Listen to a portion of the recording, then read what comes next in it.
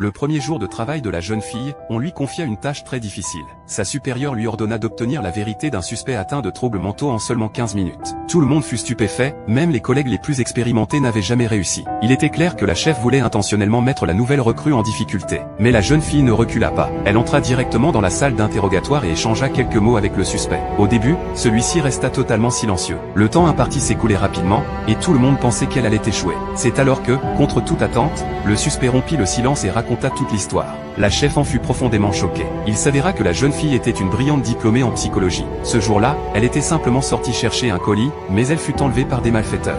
Quand elle reprit conscience, elle se trouvait dans une usine désaffectée. Les ravisseurs réalisèrent qu'ils s'étaient trompés de cible, mais ils ne la relâchèrent pas, et comptaient lui faire du mal. Ce qu'ils ignoraient, c'est que la police, postée sur le toit, les avait déjà repérés. Un policier expérimenté visionna les images de surveillance, et lorsqu'il vit la jeune fille à l'écran, il sauta immédiatement par-dessus le mur pour intervenir. Arrivé sur place, il neutralisa facilement les malfaiteurs et la sauva. Quand la jeune fille se réveilla à nouveau, elle était déjà allongée sur un lit d'hôpital. L'homme entra avec ses collègues pour l'interroger. Elle leur raconta qu'elle venait d'arriver en ville et qu'elle avait grandi dans un orphelinat. Elle se souvenait que, lorsqu'elle avait été sauvée, l'homme lui avait paru étrangement familier. Elle lui demanda s'ils s'étaient déjà rencontrés. Mais l'homme esquiva la question. Face à son insistance, il lui dit qu'il répondrait à ses questions une fois qu'elle aurait fait une déposition complémentaire. Il proposa qu'elle vienne habiter chez lui entre-temps. Curieuse de comprendre leur lien, elle accepta. Le lendemain matin, ils prirent le petit déjeuner ensemble. Elle annonça qu'elle avait un entretien à midi, et qu'elle partirait après avoir payé son loyer. L'homme lui donna les clés de sa villa. À ce moment-là, un collègue demanda s'il souhaitait rencontrer l'expert en charge du dossier, mais il refusa. Cependant,